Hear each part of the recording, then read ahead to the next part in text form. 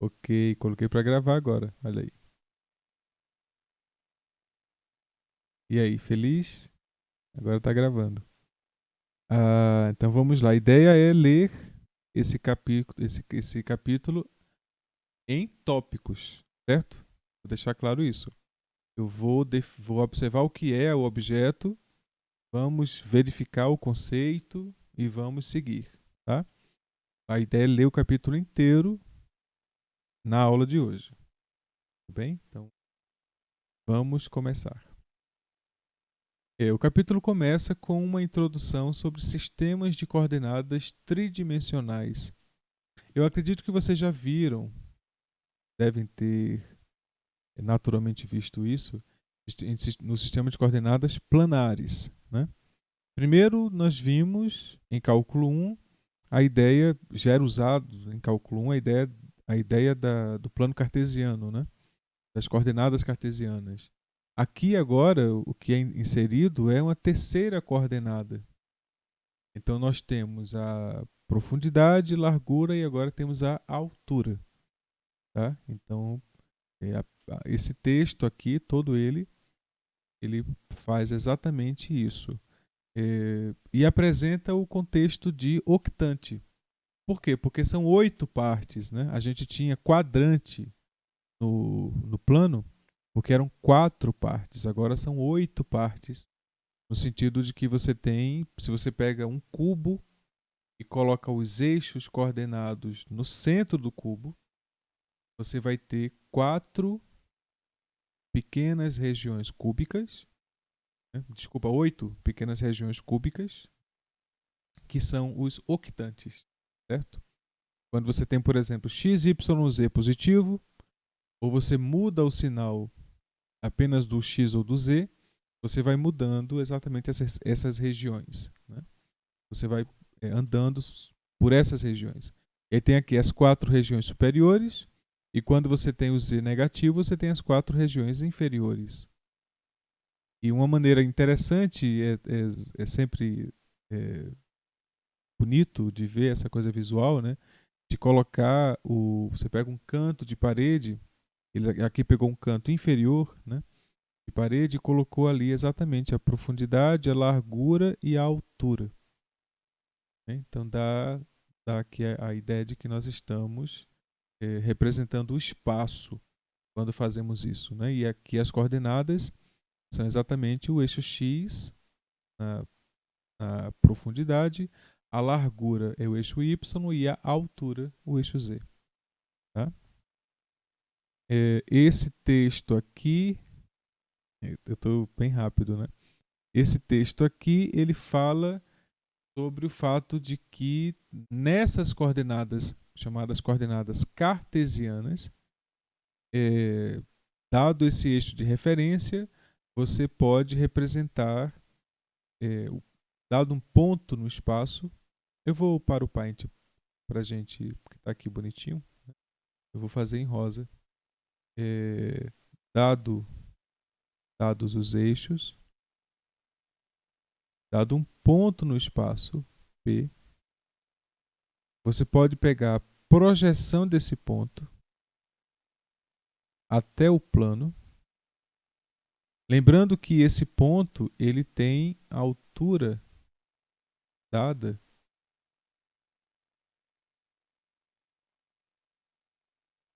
A altura seria a terceira coordenada, né?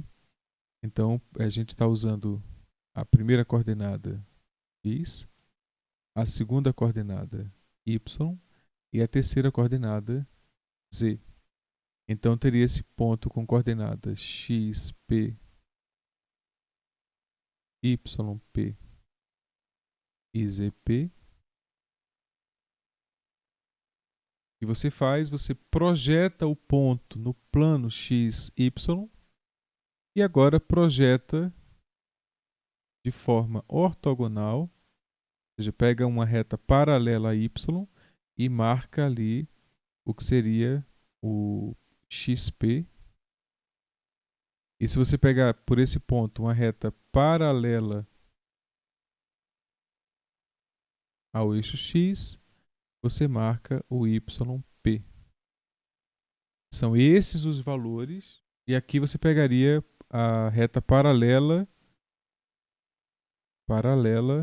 a esse segmento P. Eu vou chamar aqui de P'. PP', né? Pega a reta paralela a PP', você encontra ZP.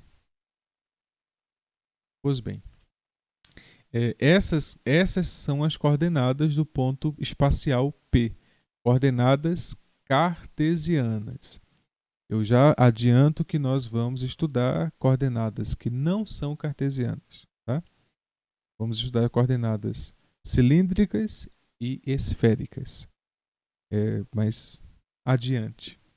Nesse momento da exposição, vamos nos focar em quais são as consequências de, no espaço, definirmos essas coordenadas. Né? Então, vamos nos focar nisso. Então, aí tem aqui a ideia de projeção no plano. Essa projeção é a projeção ortogonal. Né? Literalmente é isso. O que significa isso? Você pega... eu vou só fazer um pequeno salto quântico, mas é porque vocês já estudaram isso. Talvez estejam estudando também em álgebra linear. Né? Então, dado dois vetores no plano, U e V, no plano, tá? Então a gente considera esse vetor I, que seria a projeção do vetor U sobre o vetor V, que seria o vetor, tá rosa ali, verde. É esse vetor aqui. Esse vetor é a projeção de U sobre V.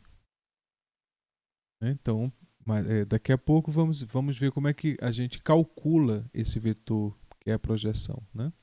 Então, quando eu estou no espaço,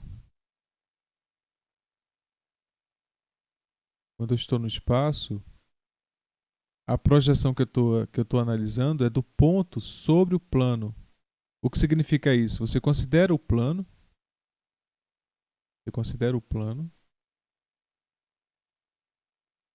você considera agora o ponto, retas, né? Passando retas ortogonais ao plano. E pega aquela reta que passa pelo ponto P e intersecta o plano, fazendo o ângulo de 90 graus. É esse tipo de projeção que nós estamos considerando. Né? E com essa projeção, esse comprimento aqui, do ponto P até o plano, é exatamente a altura do ponto. É o que vamos chamar de Z. Então, dado o ponto no plano, que agora é o ponto P', eu considero agora no eixo X, a reta paralela a Y e passa por X, essa interseção aqui eu chamo de XP. Isso, de novo, é uma projeção. Agora eu pego outra projeção que vai do ponto P' até o eixo Y, e aquele ponto lá eu chamo de YP. Então, a primeira coordenada do ponto é a coordenada XP, a segunda coordenada é a coordenada YP e a terceira coordenada é a coordenada ZP. Tá? Coordenadas cartesianas. Só reforço. E aqui é a estrutura de projeção planar. Né? Então, a projeção, nesse caso genérica, aqui eu estou com o caso de projeção ortogonal. Tá? Que eu estou projetando de forma ortogonal. E aí a gente vai ver o que significaria isso nessa linguagem aqui, logo mais. Então, continuando. Se eu estiver indo muito rápido e vocês não estiverem acompanhando, vocês falem aí, porque aí eu paro e faço alguma revisão de alguma coisa que vocês não estejam entendendo. Tá? Estou considerando que tudo isso que vou mostrar, vocês já viram, E estou apenas fazendo um reforço e concatenando as informações para que fique tudo dentro de um mesmo espaço, tá? Para que o espaço tridimensional seja apresentado com as características que nós queremos dele. Tudo bem? Então vamos lá. Aqui é feita a apresentação de superfície em R3. Eu achei isso muito requintado, sabe? Porque aí a gente agora pode entender o que é que seria, dado o, o espaço, né? Dado o espaço, a ideia do que é que vem a ser um plano no espaço, por exemplo. Então vamos considerar um plano paralelo. Eu tenho o plano que é o plano x, o, y. A gente chama assim porque é o plano que é gerado e que possui a origem. Esse O aqui, exatamente a origem ali, é o plano que passa aqui o x, y, né? X, y, origem. Então, esse plano x, o, y. Aí eu posso pegar um plano paralelo a ele,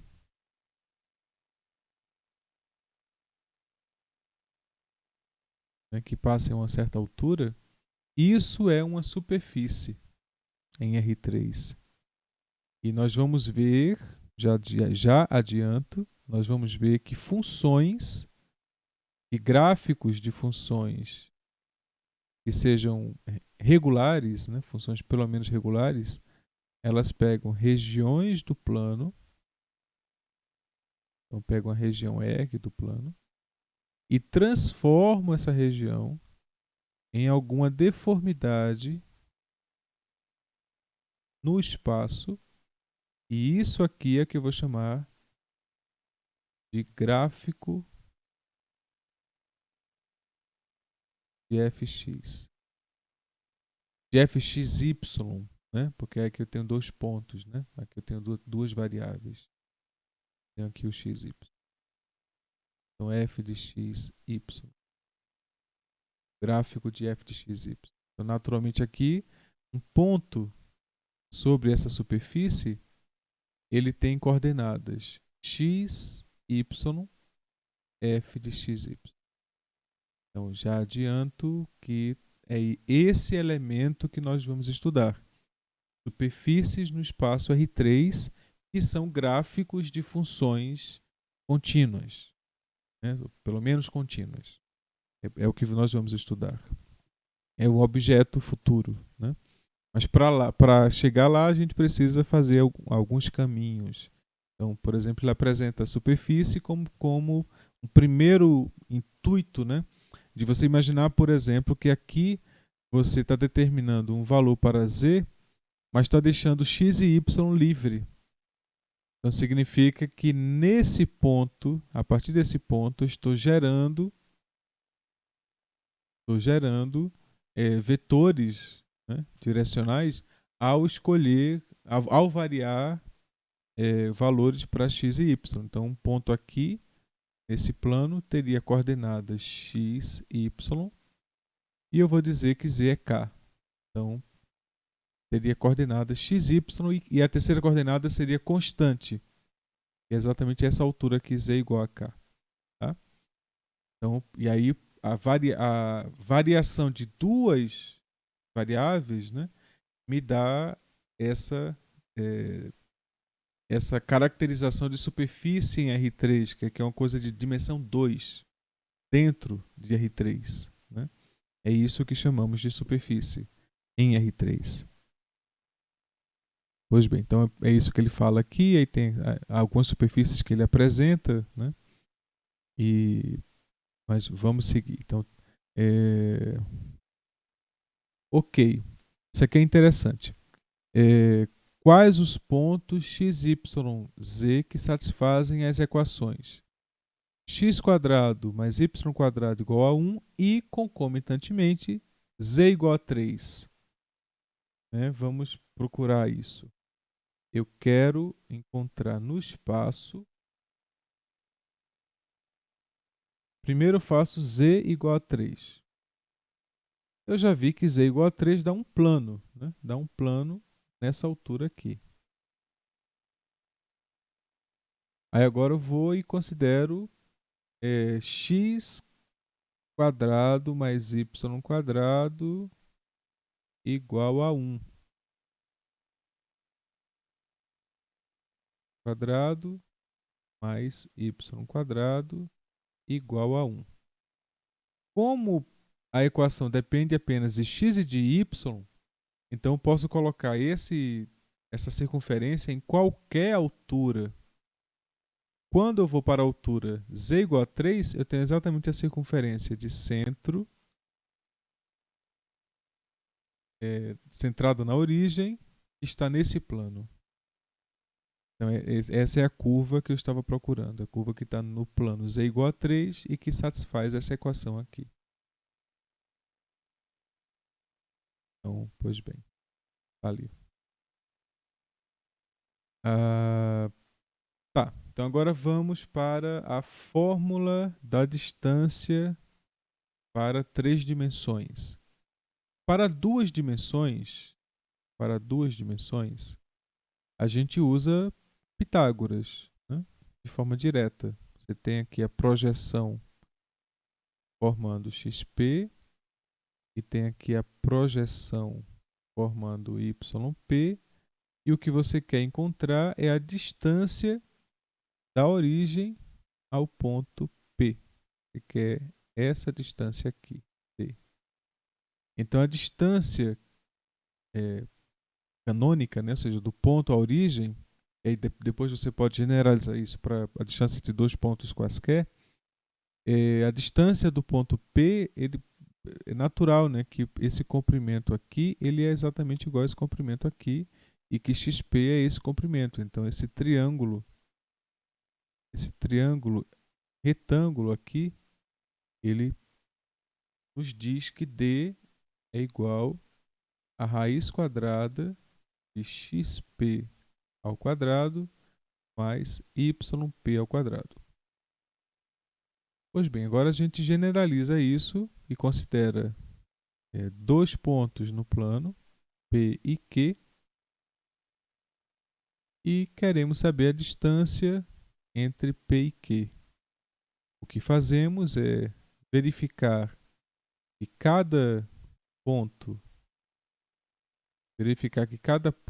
P, o ponto P e o ponto Q, eles têm suas respectivas coordenadas e que eu posso gerar aqui o retângulo que eu tinha gerado antes e que agora esses comprimentos são dados pelas diferenças entre as coordenadas de P e de Q. Então aqui eu tenho xq menos xp e aqui eu tenho yq menos yp. Naturalmente, a distância d é a raiz quadrada dos quadrados desses valores. Mais yq menos yp ao quadrado. Aplicando direto o teorema de Pitágoras. No espaço não é diferente. Por causa do fato de que nós colocamos a terceira dimensão ortogonal, isso é muito importante. Nós colocamos a terceira posição ortogonal a esses eixos. Então, esses dois eixos são ortogonais entre si e a gente coloca a altura ortogonal a ambos os eixos, gerando um sistema de 3 eixos ortogonais entre si, 2 a 2 ortogonais, né? Isso é muito importante. Então, quando você pega agora o ponto P qualquer, você vai ter as projeções e a distância que você quer agora é a distância da origem até o ponto P. Você quer esse comprimento D aqui. Aí veja que triângulo você vai formar. Você vai formar esse triângulo com esse ângulo aqui. Aqui é reto. Exatamente porque eu considerei a altura ortogonal. Essa altura aqui é ortogonal aqui e ortogonal ali. Por isso que esse ângulo aqui é reto. Pois bem, ao fazer isso, eu consigo determinar a distância da origem ao ponto P. Mas observa que essa distância aqui, amarela, ela é a hipotenusa desse triângulo aqui. Né? Na verdade, eu vou chamar a hipotenusa do outro triângulo. Por quê? Porque o eixo X está aqui. Né? Então, eu vou chamar a hipotenusa desse triângulo. A gente viu que seria equivalente, né? Eu vou chamar aqui de D'. Então, D' é igual, D' ao quadrado é igual a xp ao quadrado mais yp ao quadrado. Pois bem, isso é D' ao quadrado. Eu vou chamar aqui de f, essa altura aqui, f. E não é o que eu quero d. Eu quero calcular d. Pois bem, usando Pitágoras agora nesse triângulo, eu vou desenhar de rosa esse triângulo aqui. E observa que eu só posso fazer isso porque eu chamei a altura, o terceiro eixo, ortogonal aos dois primeiros. Então, faz com que esse ângulo aqui seja reto. Então, d ao quadrado é igual a d' ao quadrado mais a altura, f, ao quadrado. Mas eu sei que d' ao quadrado é xp, yp. Então, aqui eu tenho xp quadrado mais yp quadrado mais f, que é a altura z. Né? Então, zp ao quadrado, isso é a distância ao quadrado. Se eu quero calcular a distância, tomo a raiz quadrada exatamente desses valores. E agora, se eu tenho dois pontos quaisquer no espaço, eu posso fazer a generalização disso. Né? Se eu considero dois pontos quaisquer no espaço, então o ponto P e o ponto Q, eu quero essa distância, eu posso modular isso ao fato de que eu estou calculando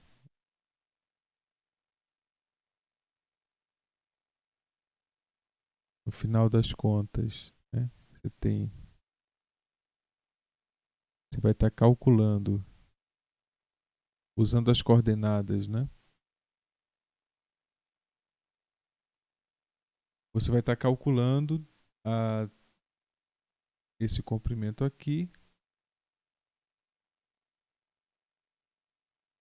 usando as coordenadas xp, yp, né? Então esse vetor, o primeiro vetor que você vai considerar é o vetor P. O segundo vetor que você vai considerar é o vetor Q. E o vetor azul é a diferença entre os dois vetores. Então, o que você está fazendo é, eu quero calcular a distância azul, né? Mas a distância azul, ela é a diferença, o comprimento, né, do o vetor D. Eu vou chamar de vetor D.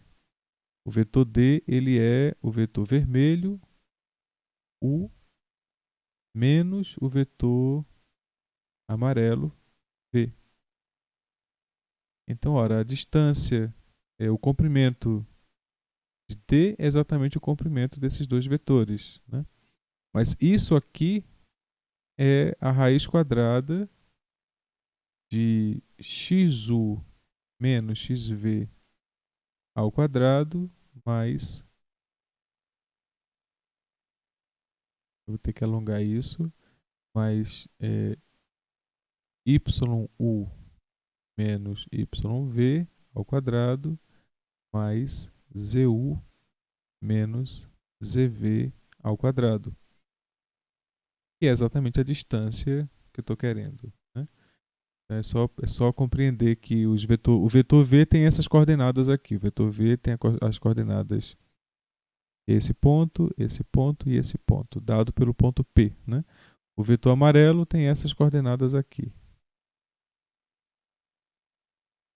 Então a gente consegue observar de forma espacial que o vetor D ele é dado pela diferença dos vetores vermelho e amarelo e que cada vetor vermelho e amarelo tem suas coordenadas, suas respectivas coordenadas, que determinam exatamente como calcular essa entidade aqui, né? Que é o módulo, né? Nesse caso a norma, vou escrever assim, a norma do vetor U menos V.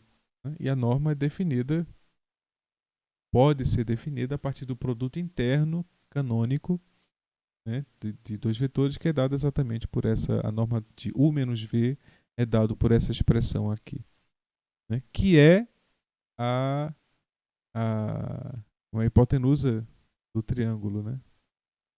O que é, melhor, que é esse comprimento? É o tamanho desse comprimento. Esse triângulo não precisa ser retângulo, né? Mas isso aqui é a hipotenusa de um triângulo. Essa que é a coisa bonita. Mas bem, continuando. Então isso era para discutir a distância em 3 dimensões. Né? Alguma dúvida?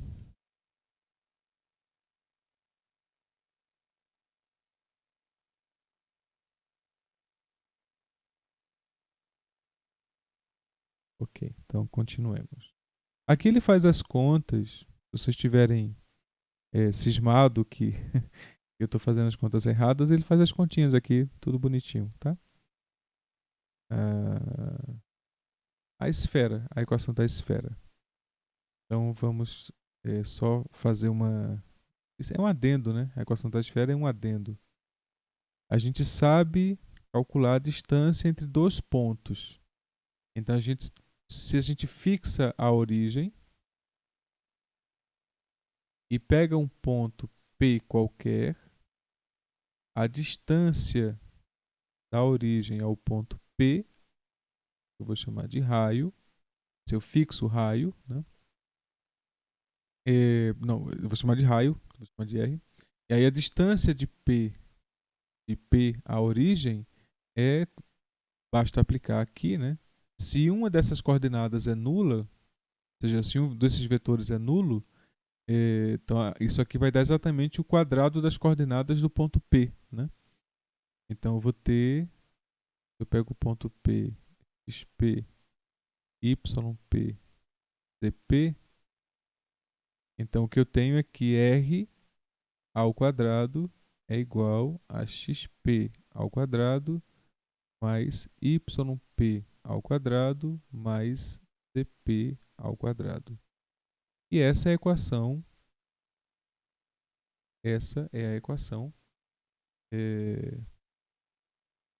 que determina o raio, né? Ou seja, a distância fixada do ponto da origem ao ponto P, a esse ponto P. Mas se eu quero agora encontrar todos os pontos que distam R da origem, então eu quero, por exemplo, pegar aqui um ponto P' que dista R da origem, então se as coordenadas desse ponto são x, y, z, o que eu preciso fazer é determinar que essas coordenadas x, y, z satisfazem esta equação. Então agora eu apago o P e tenho a equação genérica r² igual x² mais y² mais z². Né? Então, e aí eu teria aqui a equação da esfera centrada na origem. Né? Então, todos os pontos sobre essa superfície, ou seja, a superfície esférica, né? Ela satisfaz essa equação aqui, a equação de esfera de raio R. Mas eu posso fazer mais que isso, eu posso colocar a esfera onde eu quiser, fazendo uma translação. Você pega a origem, translada até um ponto Q qualquer e coloca lá a esfera. A equação que você vai ter como resultante, a esfera que tem raio R, a equação resultante é exatamente a equação provinda da translação. Quando eu transladei a origem, eu transladei para as coordenadas de Q, né? Então eu peguei 0, 0, 0 e levei para o ponto xq, yq, zq. Ao fazer isto, então eu transformo essa equação em r² igual a xp menos xq ao quadrado mais yp menos yq ao quadrado mais zp menos zq ao quadrado, né? Então essa é a equação geral de uma esfera centrada em Q, né? Então tem os pontos P, aí eu apago o P, né, para que fique um ponto geral. A equação para qualquer ponto de coordenadas x, y, z, é, a equação da esfera centrada no ponto Q é dada por essa expressão aqui, né? Então essa é a equação geral da esfera centrada no ponto Q. Pois bem, ele aqui usa outras coordenadas, né, outros nomes, mas bem, isso não é importante. Aí ele dá aqui uma outra expressão para a esfera, né? É isso porque se você resolver aqui, ó, os quadrados, aí cada quadrado desse que você resolve vai dar uma expressão do tipo x² menos 2 vezes xq mais xq², né? Então, cada uma dessas partes aqui vai dar uma coisa desse tipo. E como o ponto Q é fixo, então isso aqui é um número. E isso aqui também é um número. Então acaba que a gente vai ficar com x², y², z² e termos em função de x, de y e de z, lineares, né? E mais uma constante. É mais ou menos o que ele está escrevendo aqui. x², y², z², formas de lineares em função de x, y e z, mais uma constante, né? Então essa aqui é a expressão da uma equação que pode representar a esfera, né? A esfera pode estar representada dessa maneira. Aqui eu tenho uma inequação no R3 que determina regiões, né? Então eu tenho aí x², y² mais z² maior ou igual que 1 e menor ou igual que 4. Então significa que o raio está variando de 1 a 4.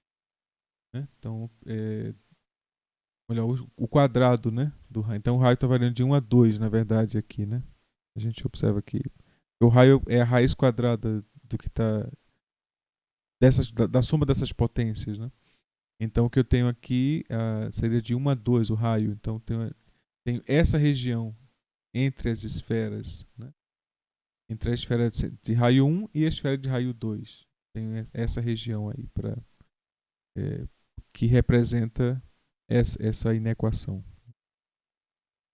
E aí tem exercícios que vocês podem fazer à vontade, tá? Façam todos. E podemos agora passar para vetores, né? Eu demorei mais do que eu esperava nessa parte 1. Eu estou na primeira sessão do capítulo 12 e eu tenho muita coisa para falar ainda. Eu vou ser um pouco mais pragmático. Então, vetor. Vetor é isso que eu já falei. O vetor é uma entidade. Eu vou determinar vetor a partir do seguinte. Vou dizer que vetor é uma entidade que é determinada.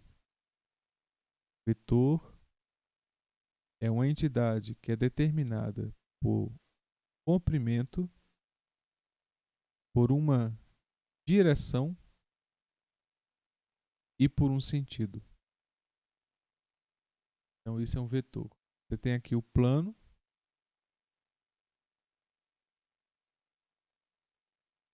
O plano x ou y. E esse ângulo aqui é o ângulo gerado entre o vetor e o plano. Tá? Θ. Então, um vetor no espaço, ele tem essas características. Ele tem o comprimento, dado um vetor v. Ele tem o comprimento. Ele tem um ângulo dele com o plano horizontal. Sempre o plano horizontal. E tem o sentido. Então, que seria o sentido positivo ou negativo. Essas três características definem unicamente um vetor. Porque, por exemplo, o vetor menos v, ele estaria no outro octante, lá embaixo. Vetor menos v. Tá? Então, o vetor que teria o complemento do ângulo estaria aqui. Então, vejam que se você muda o ângulo, você tem outro vetor e cada ponto no espaço pode ser unicamente representado através desses três valores, né? Que é o comprimento do vetor, fixado sempre na origem, o ângulo entre o vetor e o plano horizontal e o sinal, né? Que determina se eu estou falando de P ou de menos P, né? Que é exatamente o que determina aqui. Isso aqui seria o sentido. A gente pode representar da seguinte maneira: considere o segmento PQ. Segmento PQ, eu posso escrever esse segmento como sendo o conjunto dos pontos que estão definidos por essa equação. Quando você observa, quando t é 0, eu estou no ponto P. Quando t é 1, eu estou no ponto Q. Então, eu posso definir o segmento dessa maneira, como uma equação desse tipo, onde naturalmente P e Q são pontos, né, são coordenadas, pontos coordenados, com coordenadas x, xp, yp, zq, zp, e a mesma coisa para o q. Então, na verdade, aqui eu tenho uma expressão que define quais são os pontos que estão no segmento PQ. Né? Então, posso escrever de forma explícita assim, xp mais t vezes q. Então, essa seria a primeira coordenada, e escrevo a mesma coisa para a segunda coordenada e para a terceira. Então, eu tenho aí uma curva no espaço que é um segmento. Né? Então, você pega o espaço, pega o ponto P e o ponto Q, o segmento gerado por P e Q tem essas coordenadas aqui, para T variando de 0 a 1. No intervalo fechado 0 a 1. Tá? Então, um vetor, ele é uma entidade e seria um segmento de 0, sempre na origem, até P, até um ponto P, seria o seu extremo. Ele tem um comprimento fixado, um ângulo bem definido, com o plano e sentido. Né? Então, ou estou indo no sentido de P ou no sentido contrário. Eu tenho apenas dois sentidos. Né? Isso define de forma categórica um vetor. Tá? Então, aqui ele está falando de coisas desse tipo. E define soma. Aí eu vou definir a soma usando a lei do paralelogramo. Né? Então, a soma, a gente usa a lei do paralelogramo, que também é válida para o espaço. Né? No plano, o que temos eu não vou desenhar o plano, então vou pegar só os dois vetores. Dados dois vetores, tem que ser vetores retos, dados dois vetores V e U, o que você faz é gerar o paralelogramo definido pelo transporte paralelo de V. É porque o vetor V ele tem os pontos A, B, né? E aí você pega o transporte paralelo de U em torno de V de A até B. Isso vai gerar esse vetor aqui. Isso aqui é o transporte paralelo de U. E se você pega o transporte paralelo de V em torno de A até C, você vai gerar aquele vetor ali. Pois bem, aí você gera um ponto, eu vou chamar de D. E agora, o que a lei do paralelogramo nos diz é que esse segmento aqui define o vetor U mais V. Ele é definido a partir dessa estrutura, né? Isso é a lei do paralelogramo. E pode ser usada no espaço. Eu posso considerar que isso aqui está no espaço, né? E dados dois vetores, eu tenho um plano. Então, eu posso considerar nesse plano essa mesma estrutura. O transporte paralelo está bem definido no plano, né? No espaço também está bem definido. E aí eu faço o transporte paralelo de U em V e de V em U, obtenho os vetores vermelho, amarelo e verde, e deles obtenho o ponto D, que define, a partir do ponto A, define o segmento AD, que é o que eu vou definir como sendo a soma dos vetores U e V. Então, assim eu tenho bem definida a soma. Tá? Então, a soma está unicamente definida dessa maneira. Tá? Então, essa é a estrutura de soma de vetores. E a diferença é exatamente esse outro vetor aqui. Cadê amarelo, verde, rosa? A diferença é exatamente esse outro vetor aqui. A soma são os vetores, o vetor vermelho, e a diferença, U menos V, ou V menos U, é esse vetor que é a diagonal secundária do paralelogramo, né? Então, a diagonal primária é a soma e a diagonal secundária é a diferença. Então, fixado isso, entendido isso, temos aí definido e unicamente definido a soma e a diferença de vetores no espaço. Tá? Então, ele faz aqui de forma mais caprichada, né? Mas é basicamente isso que eu falei. E a definição de multiplicação por escalar é multiplicar as coordenadas, né? Então você multiplica, dado um vetor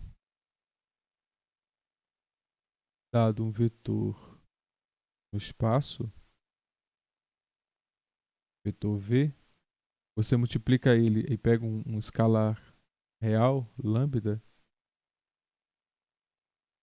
Multiplicar V por lambda é multiplicar pelo escalar. Então significa que eu estou multiplicando cada coordenada. Eu vou fazer aqui. Eu pego. Eita, o V sumiu. Eu pego as coordenadas de V. E quando eu vou olhar as coordenadas de lambda V, o que eu tenho é que a relação aqui, ó, dado x, v, a coordenada x de lambda v é lambda xv. O mesmo para o y e o mesmo para o z.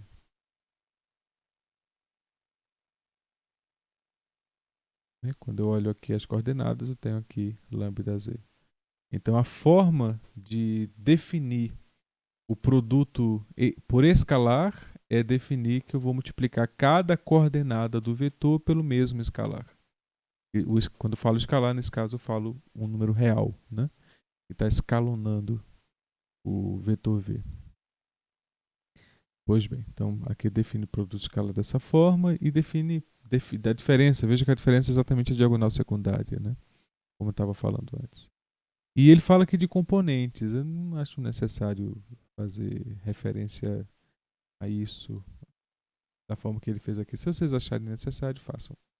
Façam a leitura. Eu não acho necessário essa exposição que ele faz aí. Já defini o comprimento. Né? O comprimento é exatamente o tamanho do vetor, então é a distância do vetor à origem. Se você considera o vetor na origem. Né? É a diferença do ponto extremo à origem. Né? Então fica facilmente identificável o que é a diferença. E aqui estão as propriedades respeitadas pelos vetores. A soma, como foi definida, ela é comutativa, associativa. Então é o que diz, isso aqui é comutativa, ela é associativa. Ela tem um elemento neutro, que é o vetor nulo, e tem o simétrico. Todo vetor tem seu simétrico. Né? Então ela é distributiva com o produto por escalar. Né? Então distributiva também com a soma com o produto escalar, né? E você pode multiplicar, a ordem com que você multiplica escalares é indiferente e existe o elemento neutro do produto por escalar. Pois bem, então podemos seguir. Aqui ele está só falando, que é uma coisa interessante, o versor. Né? Só questões. É exatamente o vetor unitário que tem aquelas características. Lembra que eu falei que dado um vetor, eu vou representar aqui. Dado um vetor, eu tenho o comprimento dele, né? O comprimento do vetor. Eu tenho o sentido e tenho o ângulo θ. Né?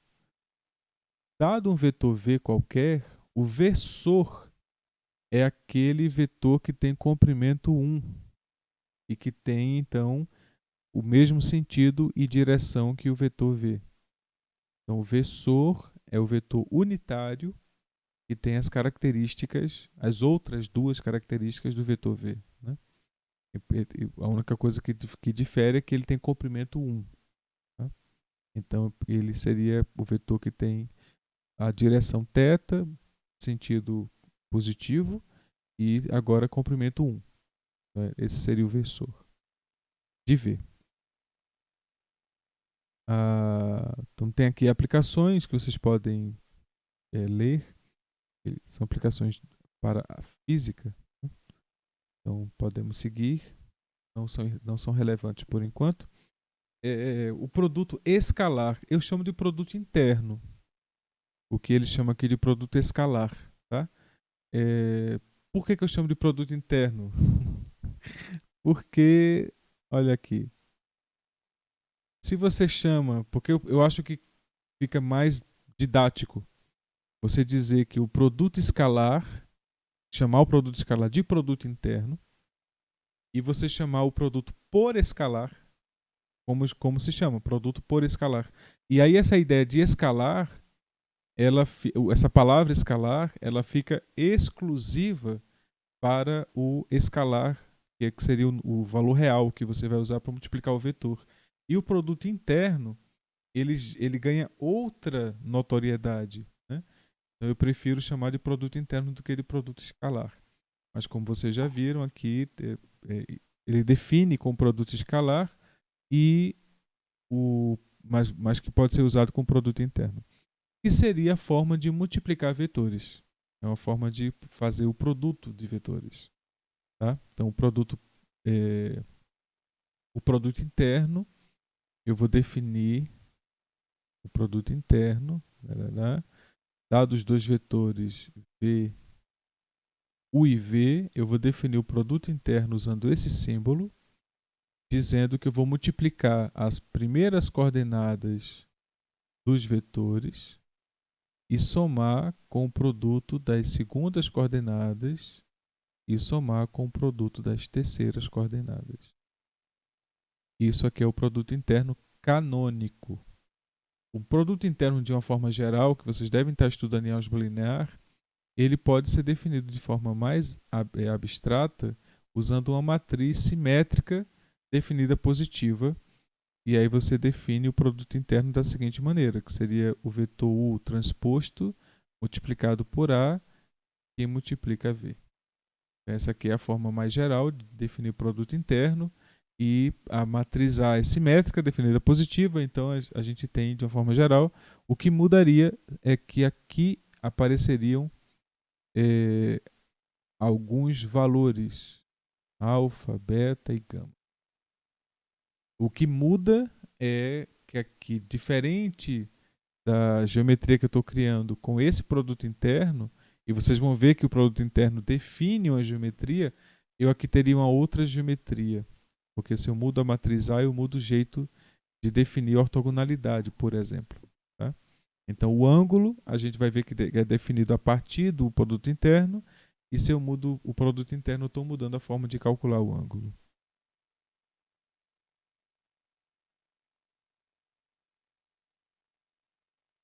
Normalizar. A gente pode discutir isso no final? Pode ser, Gabriel?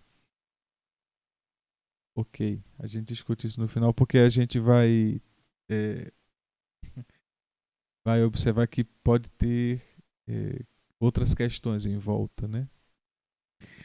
Mas bem, e aí o produto interno tem as seguintes características. Ele é simétrico, ele é definido positivo, isso aqui implica isso, que ele é definido positivo.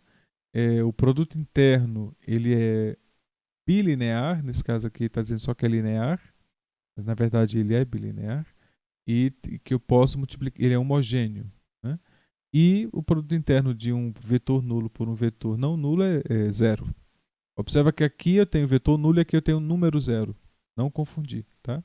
Ele faz a demonstração aqui dessas características e vem o teorema interessante.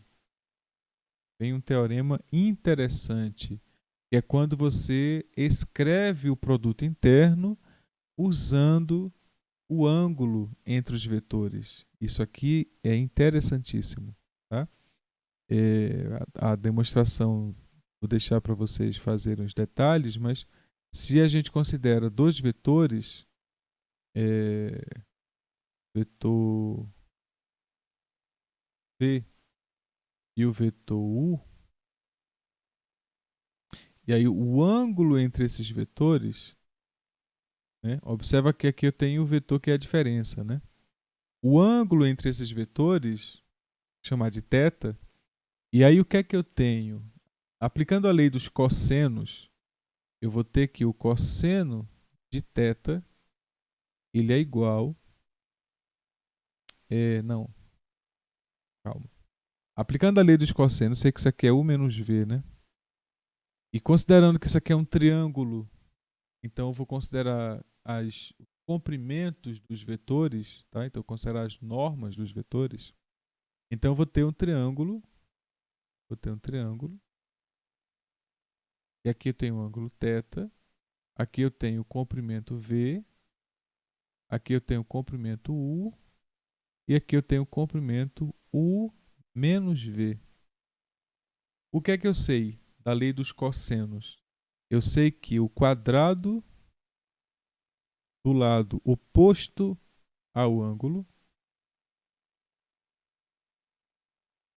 é igual à soma dos demais lados. O triângulo só tem 3 lados, né?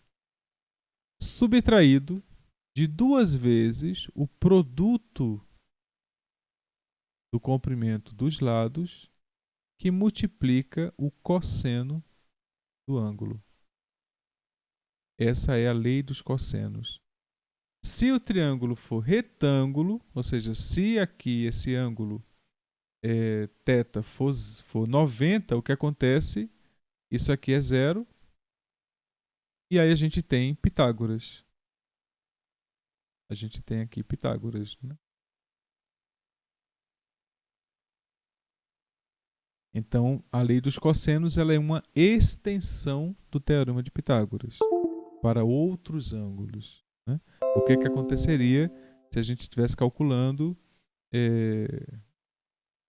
Como é que a gente relaciona os lados do triângulo de um triângulo que não é retângulo? É exatamente através da lei dos cossenos. Tá? Que aí o termo que faz essa diferença é exatamente esse termo aqui. Pois bem. Então, feito isto, ele faz aqui a demonstração. Fiquem à vontade para ler a demonstração com detalhes. E a partir do teorema, a gente tem uma forma de calcular o ângulo entre dois vetores. Né? Porque se eu sei disso aqui, né? Se eu sei disso, o que acontece é que o produto interno, a consequência disso é que o produto interno entre U e V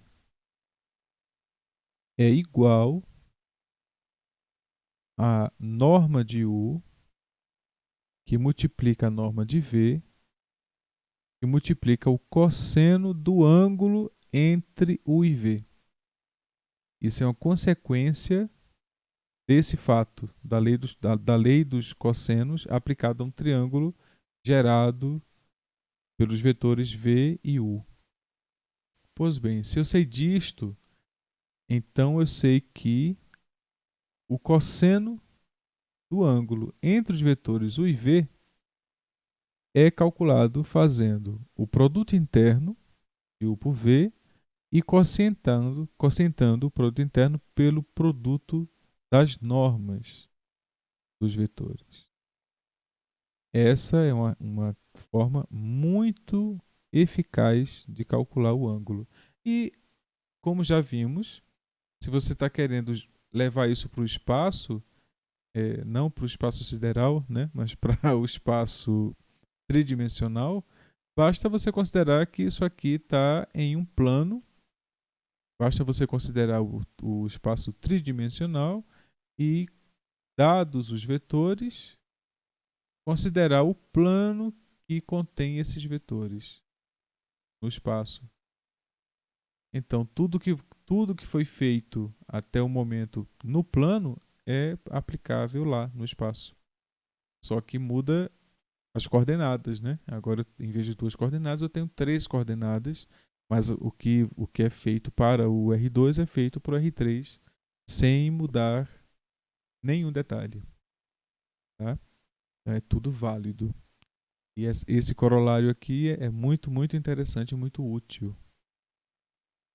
E segue do corolário que se o cosseno de 90 é zero, né? Então, se o cosseno é zero, se o cosseno de U e V é zero, nós temos duas opções. Ou é 90 ou é 180. Né? Então, ou os vetores são ortogonais, assim,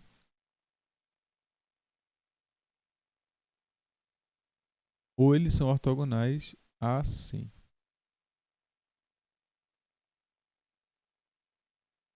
Na verdade, é 90 ou é o 270, né? Exatamente esse ângulo aqui. Então, porque aqui dentro vai dar 90, né? Vai dar 90. Pois bem, então o fato é que o, o fato do cosseno do ângulo ser zero implica que os, os vetores são ortogonais. Mas dessa equação aqui, como a fração tem que ser nula, isso implica que o produto interno tem que ser nulo. E é nesse ponto em que eu digo que se você define o produto interno mais geral, né? Se você define o produto interno a partir de uma matriz A diferente da identidade, então a forma de ortogonalidade, né? Ela muda. O conceito de ortogonalidade muda. Tá? Mas nós vamos usar o conceito canônico A sendo a matriz de identidade. Tá? Então, só para justificar aquilo que eu tinha falado antes. Pois bem, então, continuando. Tá aqui, perpendiculares, ortogonais. Né? Então, dois vetores A e B são ortogonais se somente esse A interno B for zero. Tadã. Ângulos diretores, cossenos diretores. Não vejo necessidade de estar fazendo essa, hum, essa exposição, né? Porque a questão tá, isso aqui é interessantíssimo. Isso aqui na verdade é interessante mesmo. Eu não tinha visto isso. Isso aqui é bem interessante. A soma quadrado dos ângulos dá 1.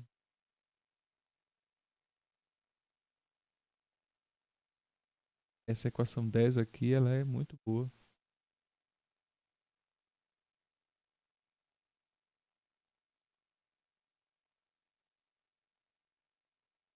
Ok. Então, sim, é interessante. Os ângulos diretores e os cossenos diretores, né, são interessantes. Dado um vetor V, e a gente descobre as coisas assim, Ivan. É interessante agora. Dado o vetor V, os ângulos. é, esse. Os ângulos são exatamente os ângulos com os eixos, né? São os ângulos gerados entre. Porque dado o vetor. Dado o vetor. Eu tenho os eixos, né? E cada eixo, naturalmente, eu posso pegar o versor de cada eixo, né? Então teria aqui os vetorizinhos de norma 1, ok? E aí você pega um vetor V, então você vai pegar o ângulo desse vetor V com este vetor aqui, o ângulo com aquele vetor e o ângulo com esse vetor. E aí esses são os ângulos diretores.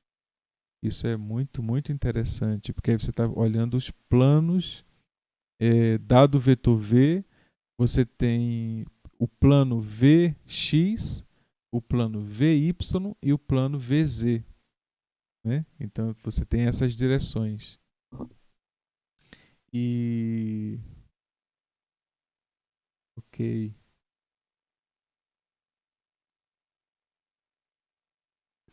É exatamente porque você está no esfera, né? E aí por isso que a soma dos cossenos dá 1. Interessante isso. Muito interessante isso. Pois bem. Por causa disso aqui, ó. Exatamente, porque você está numa esfera, né? Então a soma dá 1. Né? E projeções. Agora sim, aquilo que eu tinha falado das projeções, né? Que a gente ia chegar nas projeções. Chegamos nas projeções e agora projeção geral, né? Projeção não específica. A gente agora já tem produto interno, né? Então eu quero dados dos vetores, V e U. Eu quero saber como é que eu projeto o vetor, como é que eu projeto o vetor U sobre o vetor V. Projeção ortogonal. Né? Então eu uso fortemente o fato de que a projeção é ortogonal para encontrar o vetor que seja um múltiplo escalar de V. Essa aqui é que é a projeção, é um múltiplo escalar de V, né, que tenha essa característica aqui, que ele gere esse triângulo, ele gera esse triângulo em que a hipotenusa é o vetor V e que a base está sobre o vetor V, né, sobre o vetor V. Eu vi uma buzina de moto, eu tenho a impressão que o jantar que eu pedi para ser entregue daqui a 1 hora já chegou. Se for verdade, eu vou ter que parar um pouquinho para ir lá buscar, mas tudo bem. Eu deixo vocês pensando, né, enquanto eu vou buscar. A ideia é que aqui, então esse vetor aqui, ele é a diferença entre U e alfa V. U menos alfa V. E tem essa ortogonalidade aqui, né? Então o vetor U menos alfa V é ortogonal a V. E é dessa maneira que eu encontro quem é alfa. Porque alfa é o escalar que eu multiplico V. Eu vou ter que parar porque minha comida chegou. Eu pauso aqui o vídeo e depois eu continuo, tá bom? Rapidinho.